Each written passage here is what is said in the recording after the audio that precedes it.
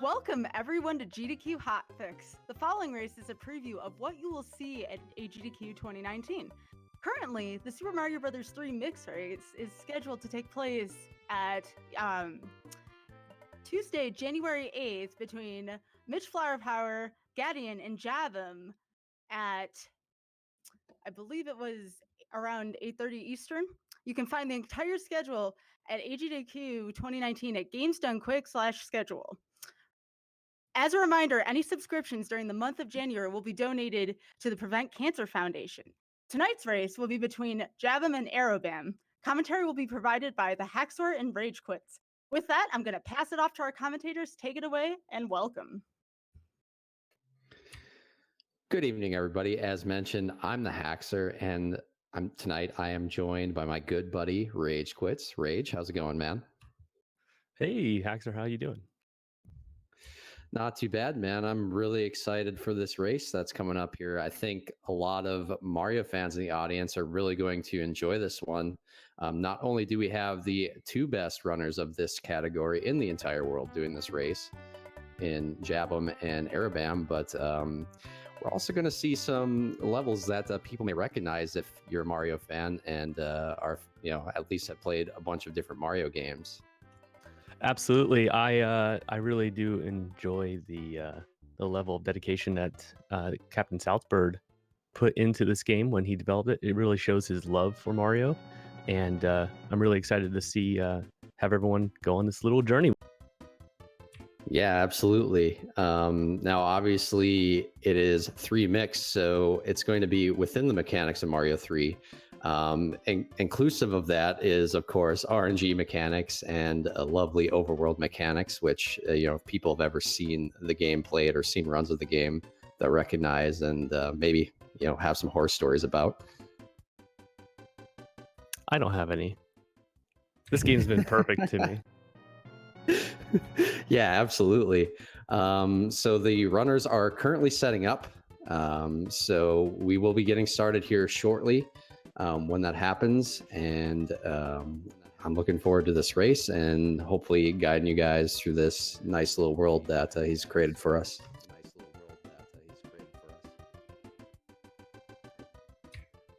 So yeah, obviously, as I mentioned, it takes mechanics from different Mario games, and we're going to see quite a few. We're going to see some from Game Boy games. We're going to see some from the Wii games.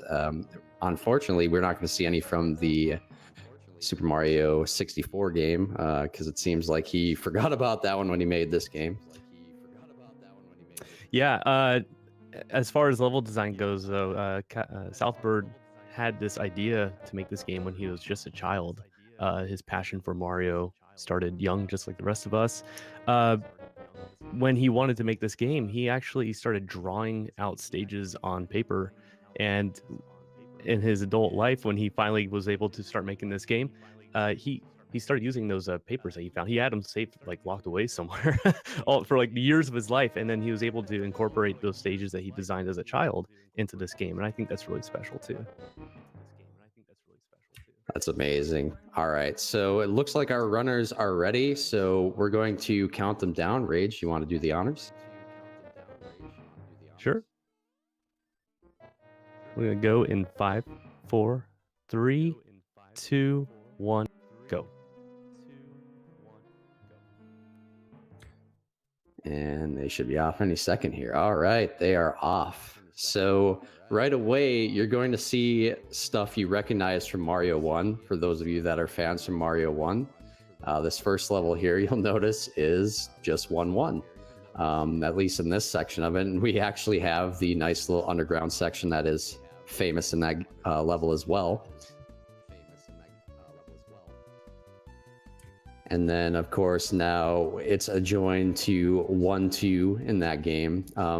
It is worth noting at that pipe at the beginning of the game, there is a nice little trick they can do there that is very difficult to pull off and could potentially save a bunch of time. But both runners, unfortunately, not able to get that. It's pretty rare to see that in actual run.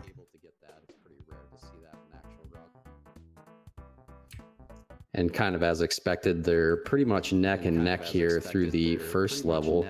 Now we're going into 1-2, and you'll notice that this first section looks a lot like 2-1 of the Mario 1 game. And in the next section of this level, actually, we're going to see our good friend Barry for the first time.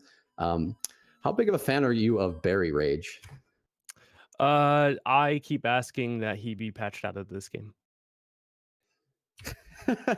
And why is that? He is a punk. So Barry likes to come up and say hi pretty often at random times. He is all RNG. And we often beg during a run that Barry be merciful to. He usually is. Barry is the yeah, he's usually not. He's the little cheap that you're gonna see quite a bit throughout this game. And so they're heading into the first fort in the game here, and you'll see some level design similar to like 3-4 and 6-4 of the vanilla game, as well as this end section you'll probably recognize as 5-4. And we'll get our first look at our friend Bowser. And there are some key differences with this Bowser compared to the SMB1 Bowser. And what are those, Rage? He has a trait. So we call him Super Bowser, and he doesn't like to die. Sometimes you'll catch him. We'll get 3 more chances to see if he becomes Super Bowser on us. It's not even his final form, what you just saw, by the way. The bridge will be cut out from underneath him, and he will jump up into the air, throw hammers, shoot fireballs at you, just fly up into the sky.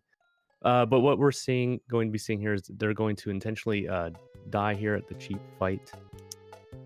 Try to save some time. And then, yeah, you notice both runners there clipping through the steps in this ghost house, which, by the way, is our first look at a Super Mario World inspired level. It's actually the Donut Secret House in that first section. And then this section right here is the Valley Ghost House, where you hit the P switch and grab those coins. So kind of a change up in World 1 here, because you'll notice throughout World 1, it's going to be pretty much all Super Mario Brothers 1, with exception to that level.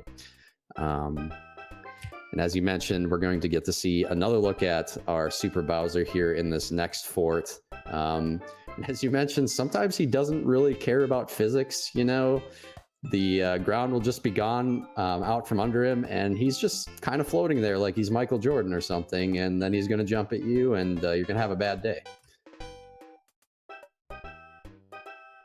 So yeah, both runners executing that clip there. Oh yeah, he's my favorite, honestly. First time I played through this game, actually, he got me many times. So you got to be quick when you're grabbing that P switch.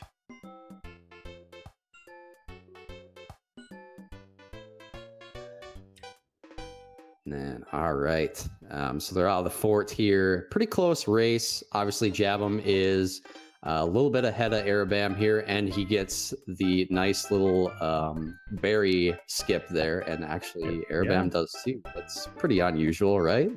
Yes, it is. That would be good. What they would have to do, it's not the end of the world if they get that berry fight, but because you get a star, which you will need later, but you can also get that star from a Shy Guy in World 2, which is the ideal method. This stage is also a cheek clencher as well, as you see them just jumping from platform to platform. That's not easy to do. Yeah, if you look really closely at that one, you'll notice that that's actually Super Mario Bros. 1 6.3 redesign with Super Mario Bros. 3 mechanics. And this level you'll probably notice is 8.4 from that game. And oh my God, is that Barry's music? Do I hear Barry's music again? Jabum's gonna go for a clip here. He has if he's big, he could go for clips. It'll save him about 18 seconds if he can pull it off. Arabam's now trying to go for it as well. Being bombarded by the unmerciful. Oh, Arabam gets it. Barry was kind to him, not so much to Jabum. Yeah, unfortunately for Jabum, there's not much he can do there. There's a little bit of RNG involved with clips in this game. So Arabam getting fortunate there and actually taking a lead, and it's a fairly significant one that he got there, because he didn't have to do many attempts at that clip either. and he was able to put Bowser to sleep quite easily. And so did Not Jabba. permanently, though. Not permanently. Bowser's tired. He just needs a nap. Yeah, he's probably still jumping around down there because, you know, that's what the Super Bowser does. So yeah, we're going to be getting our first look at World 2 here. And again, you're going to notice some very familiar level design for those of you that are familiar with Mario games. This is actually Super Mario Brothers 2, the US version, 1-1 from that game. It's pretty much an exact redesign of that level. Yeah, and Arabam is just about to wrap it up. He's doing the stage climb. Looking pretty smooth there. Those vines are being nice to him as well. Yeah, that's actually an interesting thing to mention is you can jump on the vines in this game. So that is a change from the regular Mario 3 game, which you cannot do that. And pretty welcome change, I'd say, for most people. Absolutely. What this may run off the Mario 3 engine, but what Southbird was able to do was also incorporate mechanics from other Mario games as well, and just completely change the code as well in doing so. Yeah, and those of you that are fans of Super Mario Brothers 2 probably recognize some of the stuff going on in this next level. It's actually a combination of 4-2 in this beginning section of that game, and then as we see on Arabam's screen, this is actually a redesign of a section of 5-2. Before we get out of the Mario 2 section really quickly, one thing that I found really interesting, in the 1-1 of Mario 2, you cannot swim through those waterfalls, and because we're playing on the Mario 3 engine, as you saw that both players do, we can swim right there. It's pretty cool. Yeah, that is interesting to note. You know, water sections are obviously everybody's favorite in every Mario game. I mean, I know it's mine. No sarcasm there at all.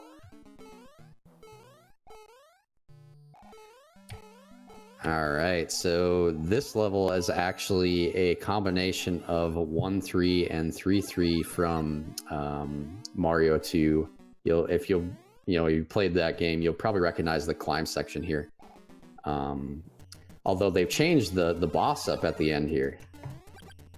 Yeah, so this is a Birdo that they're going to be fighting. And unlike Mario 3, where you could just fireball things to death, you could kill the Birdo, but it takes 60 fireballs total to kill it. So it's just easier to follow the mechanics, which is true to be said about most boss battles in this game, is that our runners here are forced to use the mechanics to kill the bosses as fast as possible.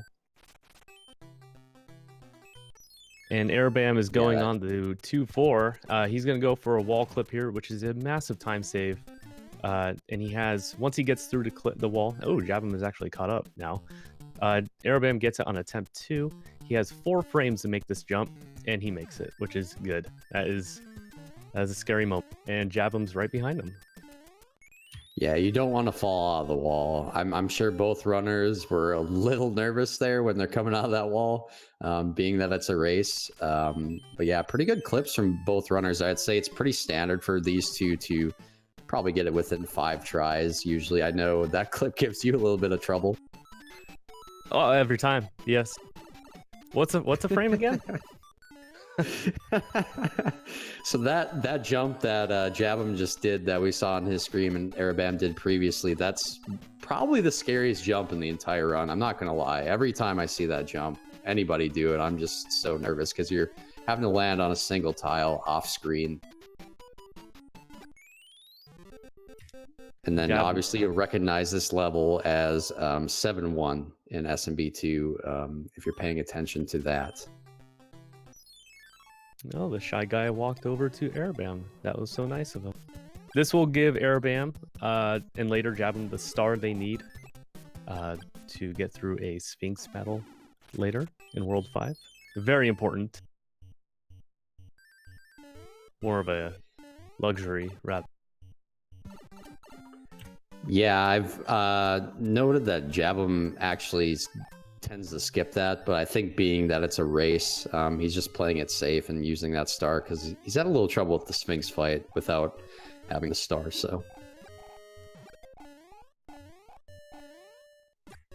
And you'll recognize this level as well. This is 3-3 from the vanilla SMB2 game, obviously reimagined with the mechanics of Mario 3. This climb does occur in that game as well, although it looks a little different than it does here. I would like to see if chat could figure out if what the boss would be for this stage.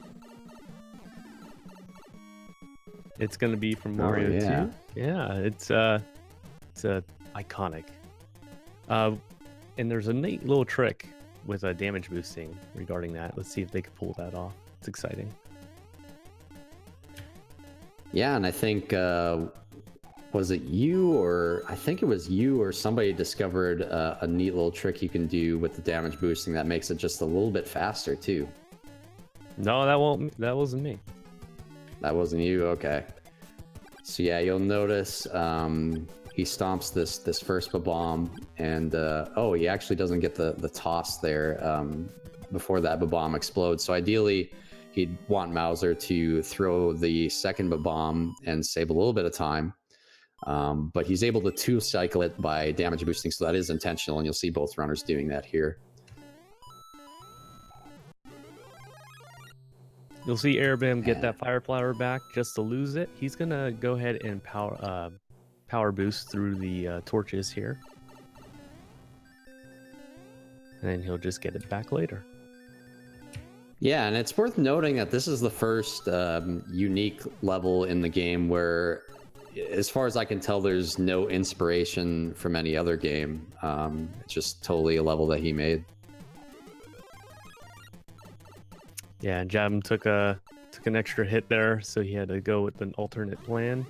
Set him back just a little bit.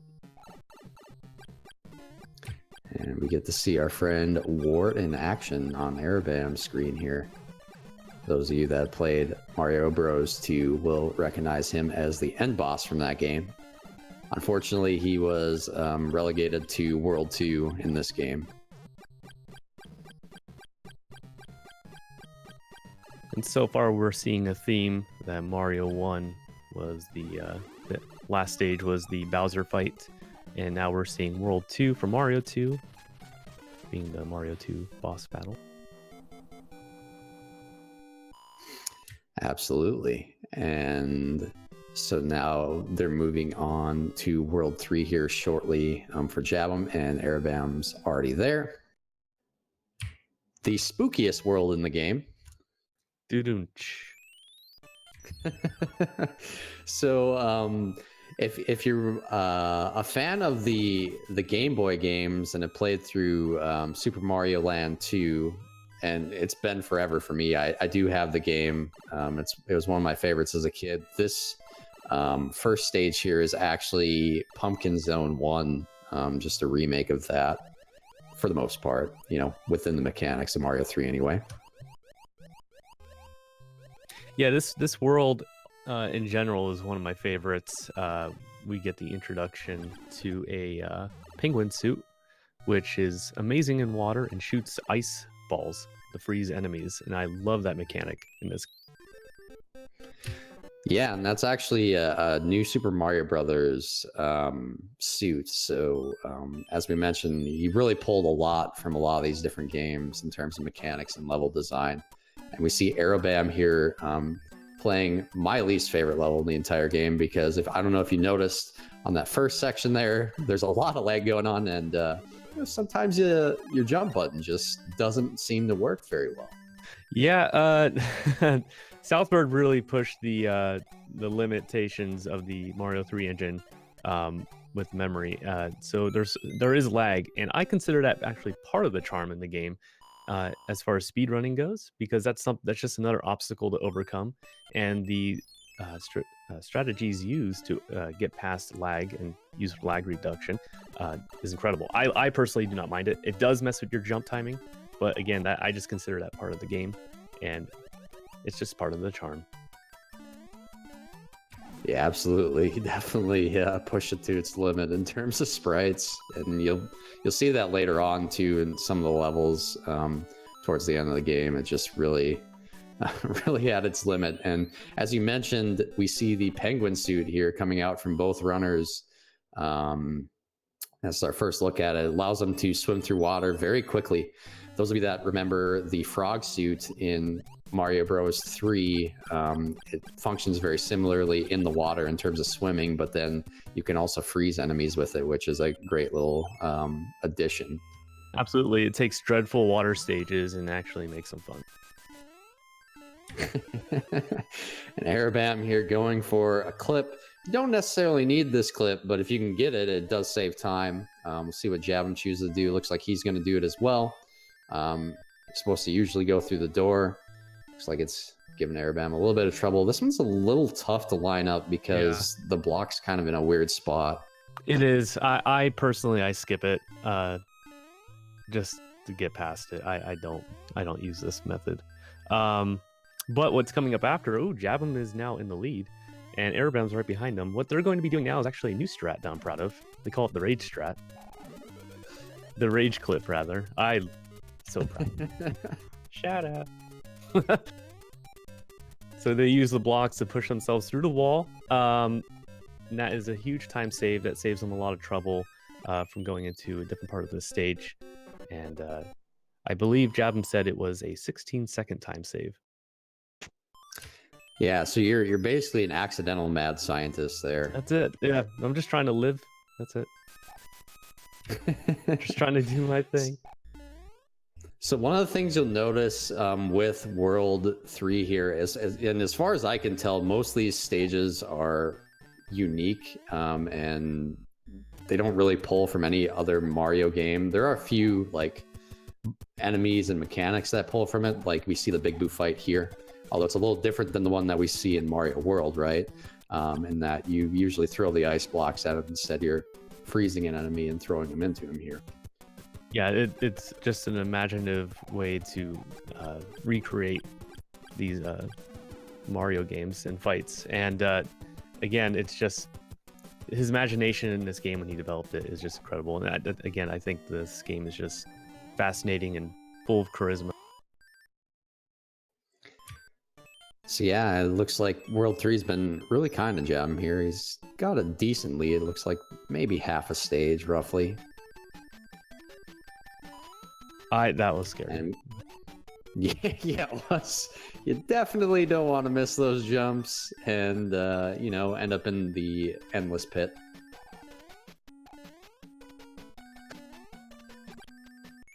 So yeah, I think this is our first... yeah, it is. It's pretty tight. This is our first unique ghost house in the game. And obviously they're moving on to this next stage, which actually is the Super Mario World Sunken Ghost Ship.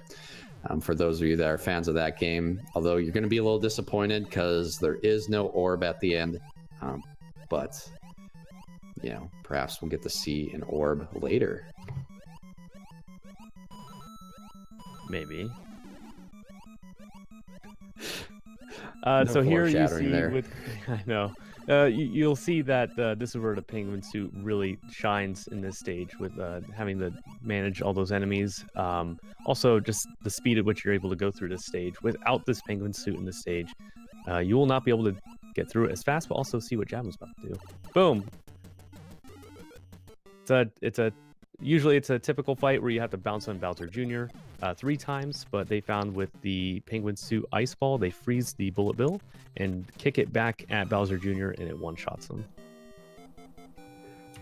Yeah, it's so much easier than jumping on him too. I've actually had to jump on him before. It's way too difficult. So yeah, we're moving on to World 4 here, and soon Yoshi, and there he is, our good friend. Exactly. And we'll actually see Yoshi strats coming into play throughout this run. But those of you that are familiar with Super Mario World, and that we've mentioned a few times, this one is actually Donut Plains 1 from that game. What I find interesting is Nintendo for the NES, they wanted to incorporate Yoshi in Mario 3 originally, and found that they could, but they didn't. And the reason why is because Yoshi takes up so much memory. How Southberg got around this is that he purposely designed the stages that Yoshi would be in to actually be dumbed down a little bit to allow Yoshi to function properly. Yeah, you can tell these stages are a little bit, simpler than the ones we've seen previously. But also, we note the runners on this level where there's pipe transitions choosing to take Yoshi because it saves a little bit of time because there is no pipe transition animation for Yoshi. So it's just an instant travel to the next screen. I believe a pipe transition is 4 seconds. Yeah, it's something like that. So it's a pretty significant time save, especially in that level where you're doing a few. So trying to shoot those spinies is also a clenching experience. Those hitboxes are much bigger than what is shown. You don't know when you're going to get hit. You usually get hit and you're nowhere close to it. So good job on them for being able to freeze them, get close enough to hit those spinies with the ice balls, and eliminate that threat. Yeah, those urchins are just brutal. That's actually a remake of Forest of Illusion 2 from Super Mario World as well. And this next level is very cool. We get to see a remake here of Ludwig's Castle from that game. And we're going to actually see the runners taking some intentional damage here for the next stage, as well as it allows you to get through this one quicker. Yeah, and it's not the end of the world either that they're small and they lose their penguin suit, because on the next stage they do want to be small. We'll see if Jabum Erebam are going to play it safe and get the checkpoint. And they will. Quick question. Is there any reason why the game will not over to the next stage? That might be a question in mind here. Oh, sorry, you cut out there. What was the question? Is there any reason why we can't take Yoshi over to the next stage past the checkpoint when you're done with one? I'm not entirely sure the reason why. It's probably just something to do with SMB3 mechanics, but yeah, it doesn't allow you in the game. It just leaves them at the end of the stages. It's in his Uber contract.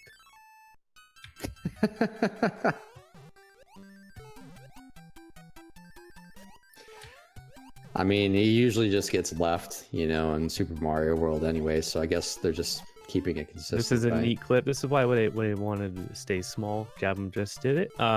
They use Yoshi to propel them through a pipe to clip right through it. It's considered a free clip, but you can only do it when you're small. And again, this race is neck and neck still. It could go either way. Yeah, there's enough elements of, execution as well as RNG that can really decide this one. Oh, I also wanted to mention in the last stage, I totally blanked. Those fences, as you remember, those are in Super Mario World where you could climb and scale the fences.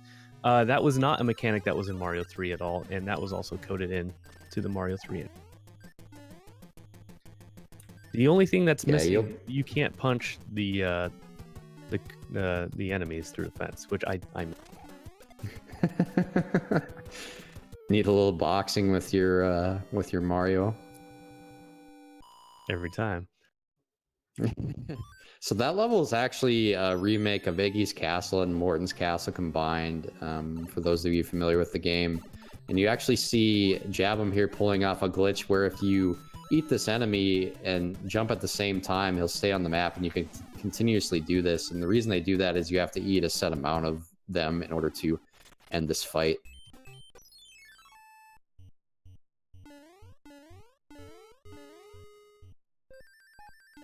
It's the accuracy in which they're able to hop on and off Yoshi is admirable. You do that by holding up and pressing jump, but it could be kind of fidgety sometimes, and sometimes you end up abandoning Yoshi when you don't even want to. Yeah, it's not super easy to do. It doesn't seem like you have a whole lot of time to do that, and we'll see both runners grabbing a penguin suit here, and they want to keep that through this level here. Obviously, for this section, allows them to do it quite a bit faster.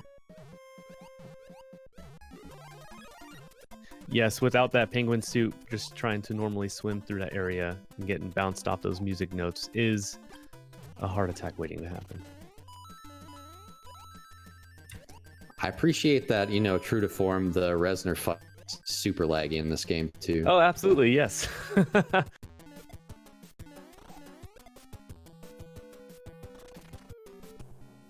So Jabum's moving out of the airship here, and those of you that are fans of SMB 3, this is the first real homage to that game. It's the World 4 airship, although there is one significant improvement. There is no longer an auto scroll. It's very infamous as being the slowest moving auto scroller in that game, but obviously it's a lot more enjoyable when you don't have to wait for the screen to scroll. Yeah, here Jabum is using a method to skip cycles through the boss. He's grabbing the shell through Bowser Jr. and spitting it back out at him and recatching. And Airbam's using the same method, a method I have yet to be able to pull off, so I'm a little jealous. Yeah, otherwise you got to wait for Bowser Jr. to go through some animations and throw another shell, so being able to save that shell is a very significant time save in that fight. Absolutely. And so we see Jabum moving in the 5-1 here, and those of you, again, that are fans of the handheld games, this is pretty much an exact remake of 1-1 in Super Mario Land, as well as we're seeing some enemies from that game, the Sphinxes, and we'll see more of them come into play later on in this world as well. Yes, and Jabum is about to go to his first Sphinx fight. He's going to incorporate the star method. This will help him clear out fireballs, which is for lag reduction, and also just get rid of them, which is always a good thing. Yeah, so as you noted earlier on in the run, that's why they chose to fight that one shy guy as opposed to skipping him. It just makes this quite a bit easier. And being that it's a race, Jabum choosing to take it safe and not skip the shy guy fight. Here they're using methods from Super Mario 2, digging through the... Yeah, that section's actually straight out of 2-1 in Super Mario Brothers 2. This one right here, the dig section. I personally love the detail that Southbird put into this game, and just creating new animations and functions and mechanics into this game pulled from other games. That is not an easy thing to do. No, yeah, it's amazing how it just kind of all came together and just made this really fun game. I mean, it's if you're just playing through casually, it's not super challenging, but obviously it's challenging to run through. If you notice, a lot of these levels are quite long, so it's a lot of stuff you have to remember. So it's really impressive how well these two gentlemen are able to run through this game. And we see our first Sphinx boss fight. So this is actually the World 1 boss in Super Mario Land. Although I think the mechanics are a little different in this fight. When he hits the ground, he actually makes the ground shake, similar to Roy and Ludwig in the regular SMB3 game. So you have to be off the ground, otherwise you get stunned for a split second there. Here Jabum's going for a secret exit. Yeah, and you have to, otherwise you kind of get stuck in a spot you don't want to on the map. And remember that orb I mentioned? I mentioned that. Yeah. What was that? Maybe a couple worlds ago? Well, there it is. Orb, everybody. And there it goes.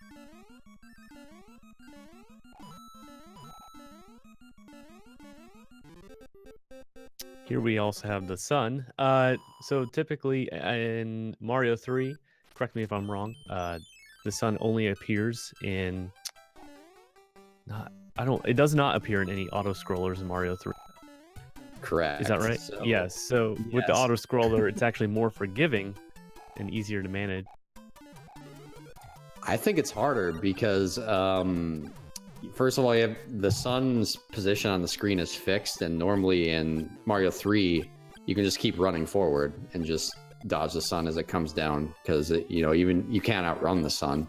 But here, you're kind of at the mercy of some of the other obstacles on the stage, and so we add the sun to an auto scroller, which is probably giving some people nightmares, and then we'll just add a water section at the end. Truer statements were never said. You cannot outrun the sun.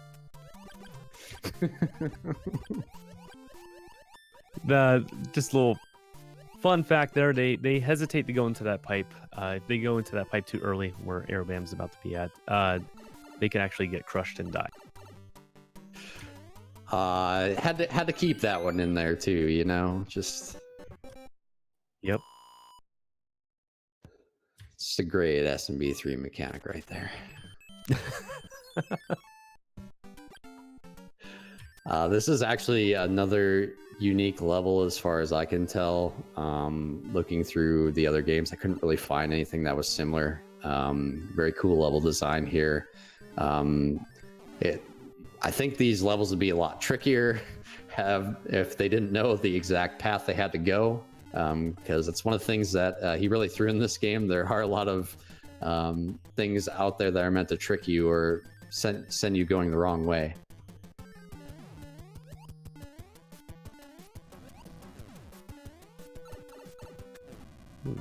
Jabham's getting a second Sphinx fight, and you'll see just without the star, it is just a brutal gauntlet of fireballs, which costs him a death. Unless he did that on purpose, I'm not.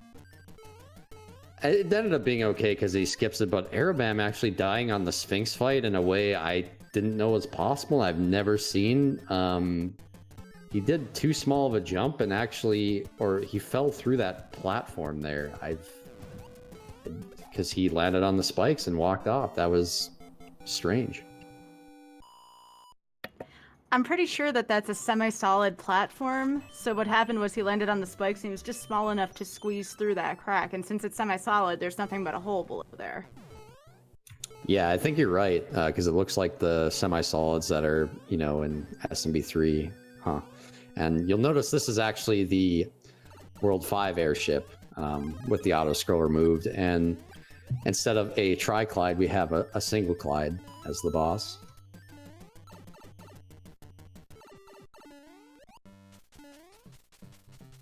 Just as bad as the original, in my book.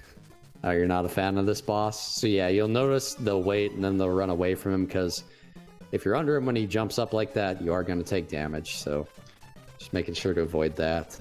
And they're both going to actually equip the penguin suit here, as we see in Jabham's case in 6-1, because it allows you to swim through this oil quickly. Otherwise, it functions like you'd expect pools of oil to function. It's almost like quicksand. It takes you right to the bottom, and you're extremely slowed down. It is horrible. So that Koopa he just passed, actually, if you don't have the penguin suit, usually gives you a lot of trouble because if he's in that oil, you just cannot jump on him. You'll just go right through him.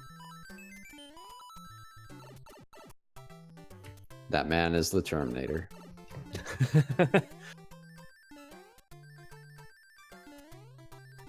And we see a nice little homage to actually the Mario Bros. Games here, I believe, with the classic bash fight there.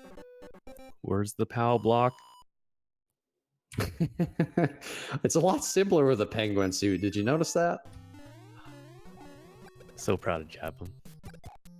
That was a new route that he just learned not too long ago. Yeah, and this world's actually loosely based on Super Mario Sunshine, I should mention.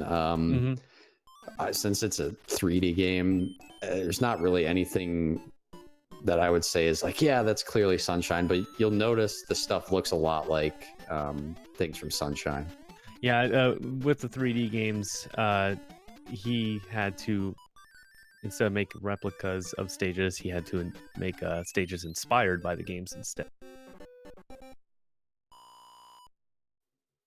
Yeah, and this level we're gonna see Arabam going into next, 6-3 here, is actually a remake of a Super Mario Land 2 level, Mario Zone 4, with these, they look like Legos here. This first section is actually just an exact remake of that. It's clear that they're Legos, but I always think of those like Lego candies. I don't know what they're called, but that's all I think of. I'm like, man, now I'm like, this stage that Jabum is on now is it's a little tough with that poison. The vines can throw you off with the piranha plants. It is not an easy stage to get through. But he's gonna run into his first World 6 boss, which is the, I don't know if I have the right name for it, but the giant piranha, which is also from Mario Sunshine. Petey. That's such a cute name. Petey's not very nice sometimes. I'm sure we both can attest to that. He's very hard to avoid for that third hit. Yeah, even the second one too. Yeah.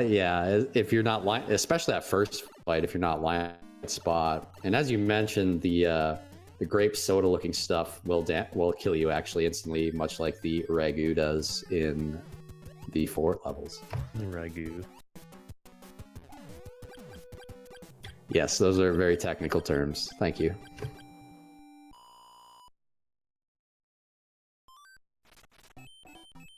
I'm learning so much, Haxer.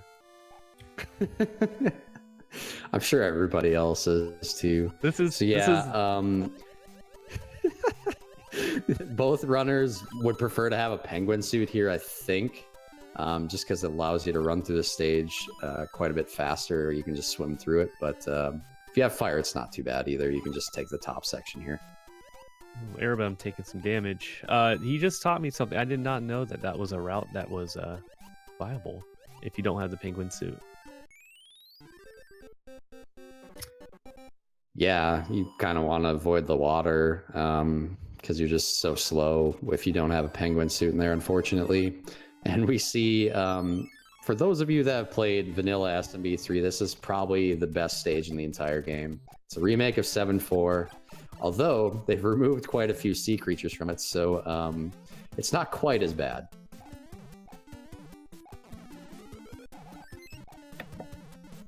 Yeah, this part of the stage appears to be missing the blooper that splits off into the 4 kids, and that's really difficult when going through this lecture here, so we don't get that here at least. That's good news. Yeah, or the random cheeps everywhere. Well, that too, yeah. Hey, now, don't hate on Barry. No, I believe there are some black cheeps. They're like early forms of Porky Puffer from SMW, at least they look that way. They're just tinier and they move really quickly. I'm not seeing them in this level either, and that was in the vanilla version of Super Mario Bros. 3 as well. Yeah, those are not in the... No. Thank goodness. So the less the better. See them... Yeah, well, I mean, there's enough berry in this game already. You see him actually killing off these crabs, and that's done on purpose. It's for lag reduction. As we mentioned previously, the game really pushes the sprites to the limit, so you want to kind of eliminate as many of them as you can, especially when you're in an auto-scroller like this, and it's easy to do. Right here, he does not get it, but you could actually skip this level, and this is also the first time we're seeing the gravity mechanic being used. It is extremely disorienting. And this is inspired from, Southward said this is inspired from Mario Galaxy. Though he says that, but he also said this was the first thing that he designed when he made Mario 3 Mix, was the gravity mechanic, which was also extremely difficult for him. And then later he said, oh, it's Mario Galaxy. Yeah, sure. The gravity stuff for me was so impossible when I first played through the game. Arabam gets the ghost house skip. He does not go for the feather. He's just going for the win. So here we're going to see Jabum make an attempt to skip this level. It's the tail skip. And otherwise, this is kind of makeshift auto scroller game. You have to ride that platform, and it takes forever. But he's just gonna go ahead and try to tail skip this. This is a crucial moment, and so many things could go wrong. Looks like Javin pulled it off though. Aerobam going for his attempt. It's worth noting Aerobam now only gets one attempt at this because he didn't get the extra leaf like Javin did. You have to do a fast fall, fast fly method in order just to make it. That's awesome. They both made it. That one strat I think scares everybody that runs the game. Any good run that makes it here is always nerve-wracking. Absolutely, and they will be just as scared next week too. Yeah, exactly. And we get to see our friend Petey again. Man, nice job there avoiding. We're so rude. Luigi and Mario I know. are so rude. Just stomping their good friend Petey. It's just bath time.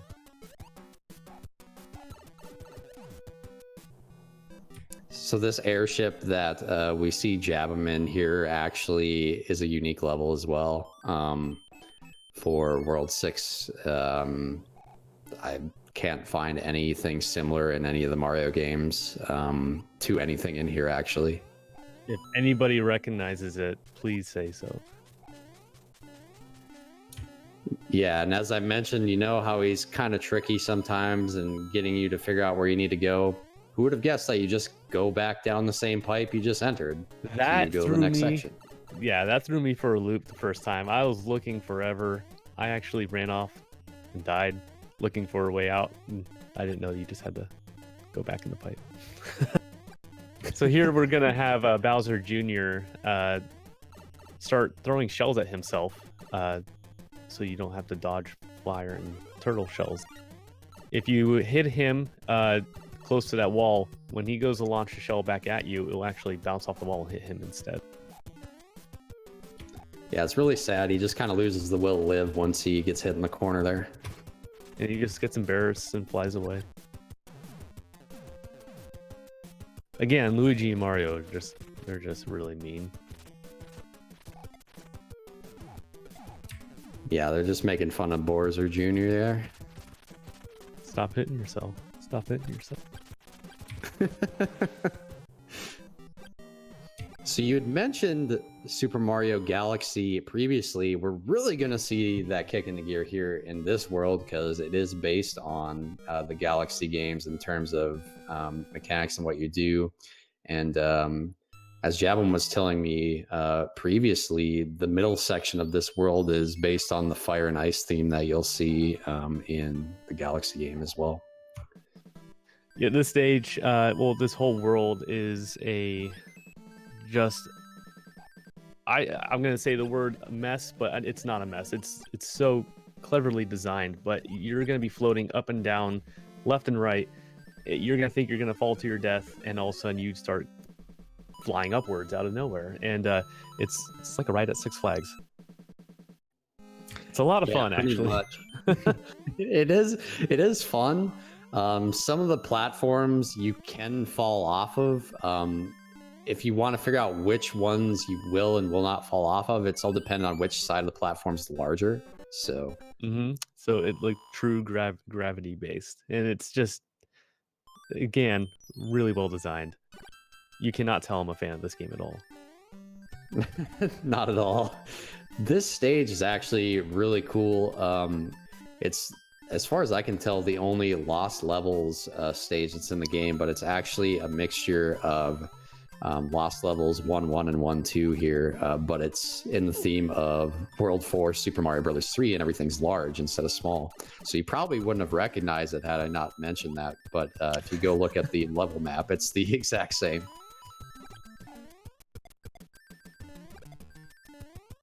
And despite the earlier deaths that we had, this race is still pretty close. Anything can happen. Yeah, that ghost house skip was very clutch. It was, yes. That is so hard to do. To go back to that, you have one frame to get that skip, and it's not reliable to go. What? I mean, a 60th of a second is reasonable. Then do it. Oh, I have. But yeah, as I mentioned, we're seeing the Fire and Ice theme coming out here in this stage.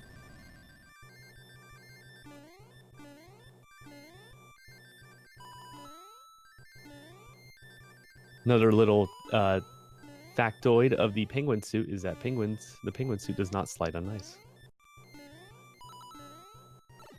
You know, I never noticed that, but that makes a whole lot of sense.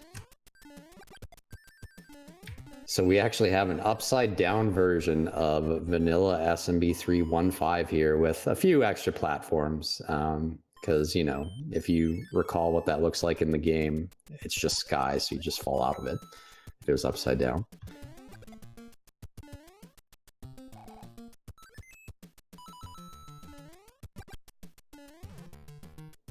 This level's, I don't want to admit it, but it gave me trouble when I was first playing this game. Same here, and same as these levels that Javelin is on right now too. The forts, they're anything but kind.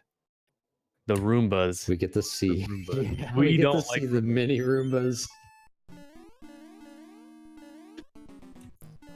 What? They're your friend. They're just trying to, you know, clean up the stage.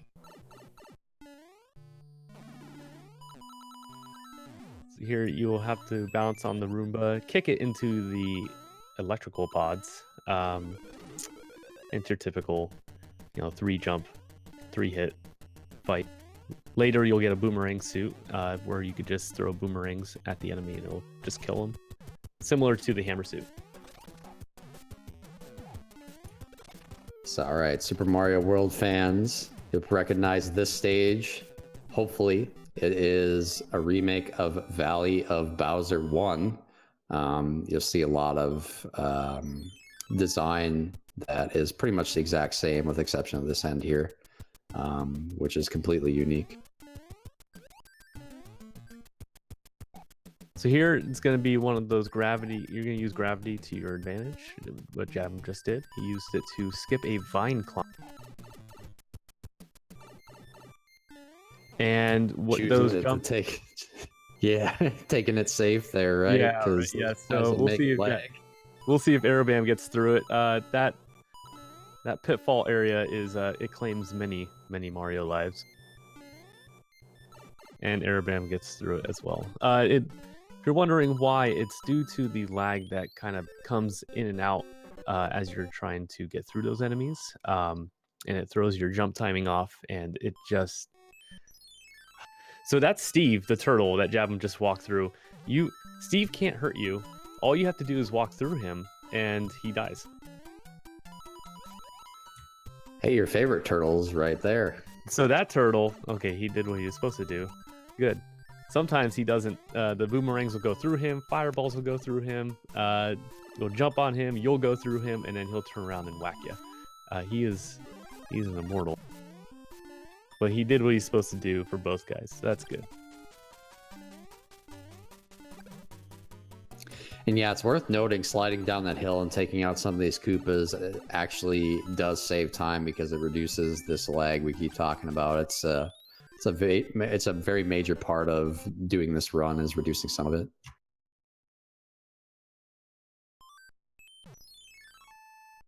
Very nicely done by Javelin there. Yeah, that section's really hard to make it through without taking damage. Exactly, even if you do take it slow. So coming up, we're going to be hitting the Roomba boss fight. Aerobam just lost his boomerang suit, but he gets it back. There you go. Just like that, easy peasy. That's one thing we haven't really talked about. There are a lot of places to regrab upgrades in these levels. In the event you lose them, way more than pretty much any other Mario game, I would say. Yes, and I would say that they are all necessary. There's just hodgepodge of just stuff being thrown at you almost always in this game.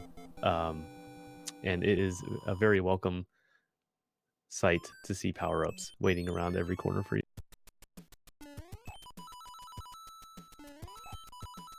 Jabham's going to try to go through the waterfalls here. Let's see if he does it. And he does. That's good. I've been watching Gadian do that stage lately, and it just scares me every time because he seems to hit that wall a lot, and then I'm like, oh no, don't fall, don't fall. I don't even attempt it. I'm not ready. So this stage is also from Vanilla, but in reverse. Yeah, so the first section here is going to be the inside section of 7-6, but it's upside down. So you just fall to the end instead of, you know, having to go up to the end. And this section is actually the inside part of 7-1, and you do the same thing. And then we'll have the final section here on Jabham's screen, which is the lower section of 5-2, except you're not falling to the pit of doom, you're falling out of the pit of doom.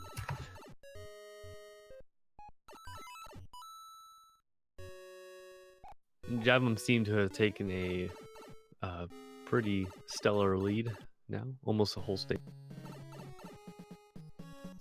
Yeah, and he maintained the boomerang suit, which is important when you're fighting these Roombas, and that's kind of enabled him to get much of his lead back here, being able to skip a majority of the fight.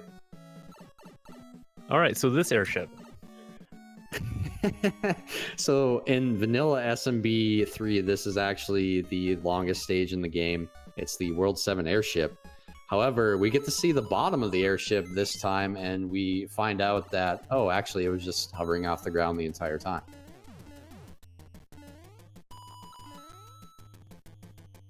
Do any of these ships fly, though? I mean, it's just made out of sticks and bolts, so...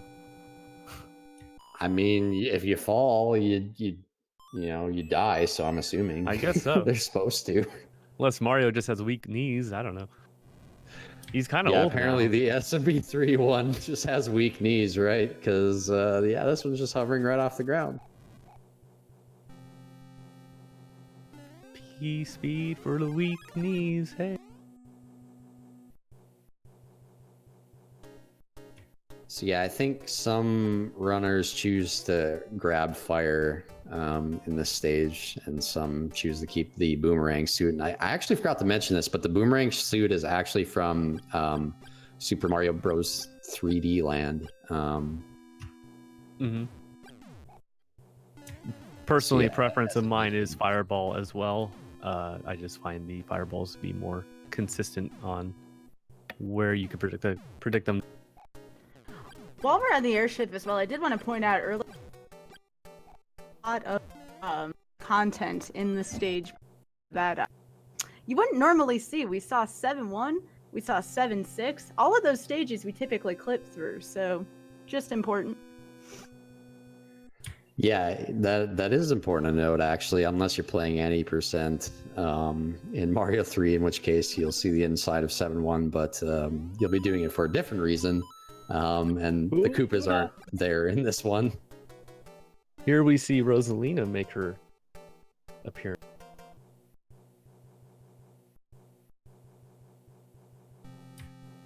Good old World 8. And, you know, SMB3 fans are like, they're waiting for it, and they're thinking, there's got to be hands in this game, right? There's no hands, guys. You're going to be waiting forever. Does anyone miss the hands? I don't think so. So yeah, this first stage here is actually a remake of 8-1 in this first section. And then we'll see in the second section that it's a remake of 8-3 from Super Mario Bros. 1. And we'll see a lot of rehashing of the worlds that we've gone through, as well as glimpses into the games that have been covered in the worlds as well in World 8 here. So Is Arabam team pipe? Oh no! Oh, So there's two ways you could have gone through that area with the Hammer Bros. You could take a pipe to skip them, or you could be like jab them and just deal with them. It's a controversial topic amongst like 4 people. we don't use pipes. So yeah, we actually see Jabum grabbing this star here on purpose. So he's going to get to do this cool little skip at the end of this level. And you know, SMB2 fans will note that it's 7-2, but he clips through here to skip directly to the end Mauser fight of this stage and saves a very significant amount of time.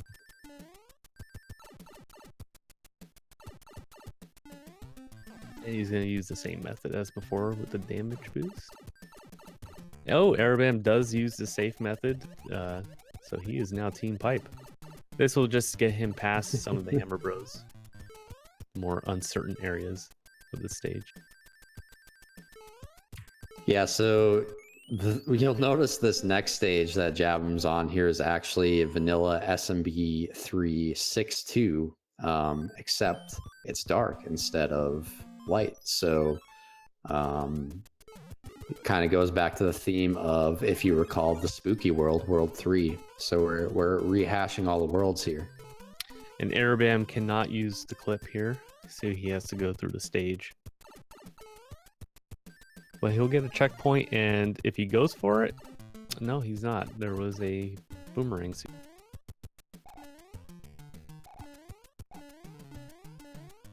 So yeah, unfortunately, he's got to do this climb here, and this is the section that you skip if you're able to get that clip normally.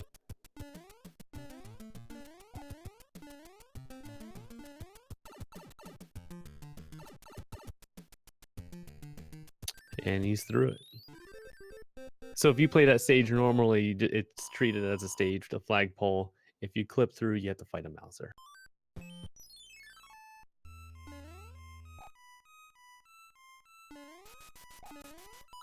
Phantom Mauser. So yeah, the Phantom Mauser with the weird stage and being off screen and can't be hit on the other side. So if you screw up the fight, it's not a good thing.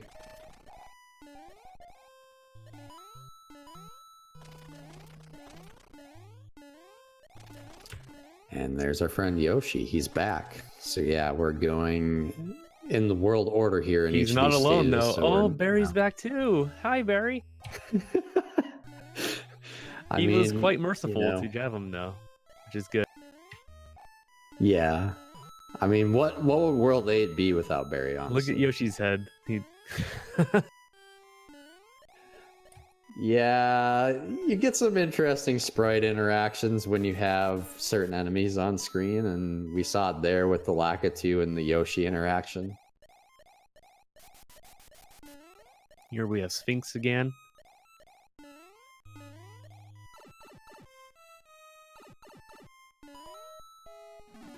Going through World 5. And that's a cool little mechanic. Yeah. That Jabum used there, the duck with the boomerang suit. It actually allows you to absorb fireballs from enemies, the small ones anyway. The big fire from Bowser still will hit you, but the small ones will be absorbed. No, so I'm over here taking notes.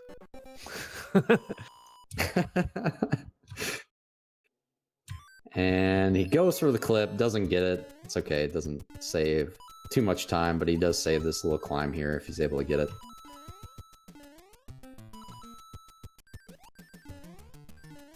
Barry leaves Arabam alone as well.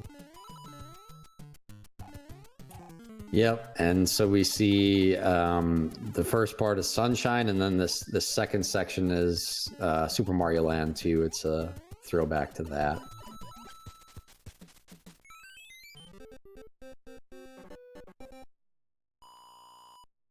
Okay, I was getting More nervous for Legos. Jabum. He's got a pretty commanding lead, but you definitely don't want to die in an auto-scroller. No, you don't. It's still not too late for Arabam. This is still anybody's race. Jabum has a good lead, but one slip, it could be Arabam. Yeah, that is worth noting. If he did manage to die in the last stage of the game, it's so long that that would flip it in the other favor. So no pressure, Jabum. He's actually having a really good run here, based on the time.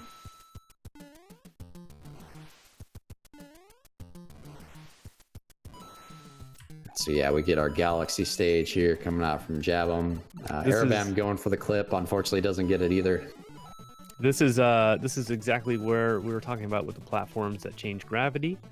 Oh, and Jabum. That spot gets me every time. That's painful. But luckily he got the checkpoint. The ice, you slip off of it. So most people want to bounce on the Koopas just to avoid the ice. Thank goodness for checkpoints, and he's through it. Jabum is on to the last stage of the game in 8%. And in true Mario 3 fashion, let's just add another auto-scroller. Sure, why not? It is a love story to Mario. Yeah, it's not all an auto-scroller, just the first section here is an auto-scroller. So that's why we were mentioning that this stage takes so long, as well as you got some puzzles you got to do. Because, as I mentioned previously, he likes to keep you on your toes and in terms of figuring out where you need to go. It also shouldn't be too surprising that there's so many auto-scrollers in World 8, because that's what Vanilla Mario 3 did as well. Exactly. Where's the super tank? Come on. If it's already miserable, why fix it, right?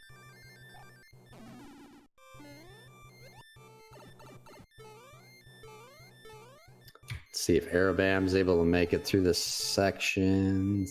Yeah, nice, going around that. We see Jabum using the duck and cover strat. That is awesome. Now, if he was on PB pace, I have a feeling he wouldn't have done that just because it does add more lag. But here he's just trying to make sure he doesn't take any damage.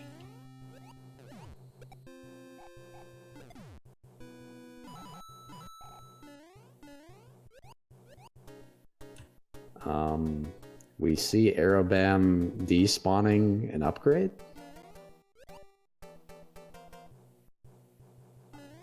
Nice little sprite mechanic there. Thanks, Mario 3.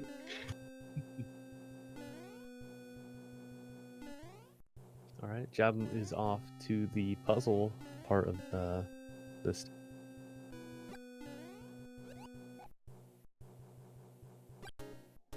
Yeah, when I first did this, I had no idea where I was going. He actually attempted a clip there, which would have allowed him to skip a section of this stage. But it's not a big deal to miss it. I don't think I've ever actually seen anybody hit it, to be honest. I have not seen it myself either.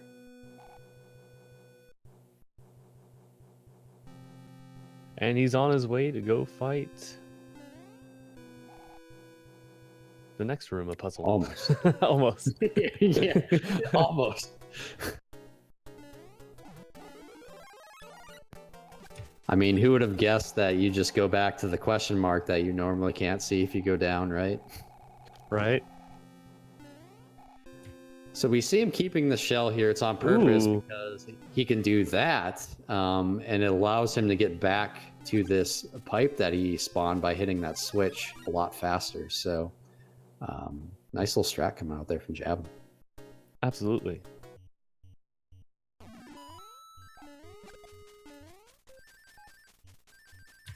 And we'll see if Bowser's got the great aim this time.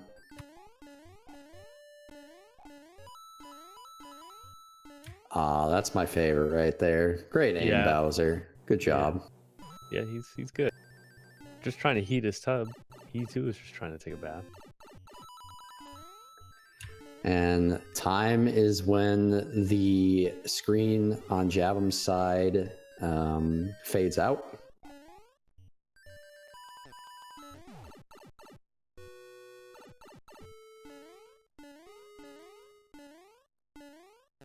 Well done, Javim. And That's a good time. great run. Yeah, he's going to be happy with that. He was running, he said, 105s and 106s in preparation, so he felt really good. It's worth noting that that time would actually be the second best time ever. World record is 105.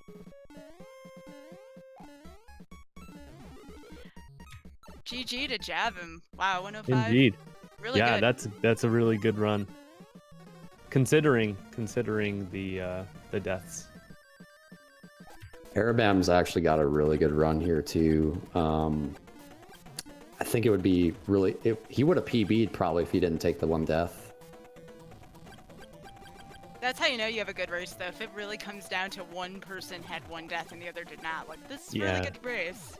Absolutely. This was good.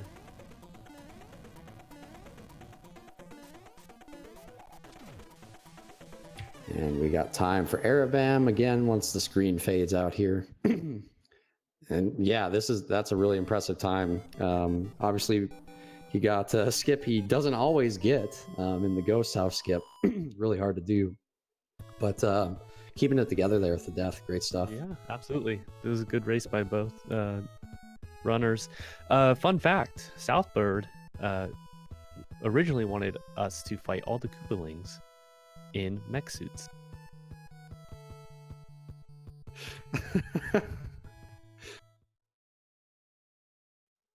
I will wait. That's interesting. You'll wait the patch. Yeah. So I think that about does it for us. Is there anything you wanted to add before I throw it back to Skybills here for the outro? No. This was a good race. It was clean and it almost PBs by both of them. It was really well done and fast. Yeah, congrats to both. Really entertaining race, and really looking forward to seeing this one next week. But with that, Sky, back to you. Absolutely. And as a reminder again, I've been typing it in chat as well. The race for this, both YouTube and Twitch, it's going to be on Tuesday night around 8 p.m. I would check the schedule, gamesdonequick.com/schedule. And again, here, thank you to Javim and Arabam for that amazing race. Thanks to our commentators as well, the Haxor and Rage Quits. Now for some important announcements regarding AGDQ 2019, beginning on Sunday.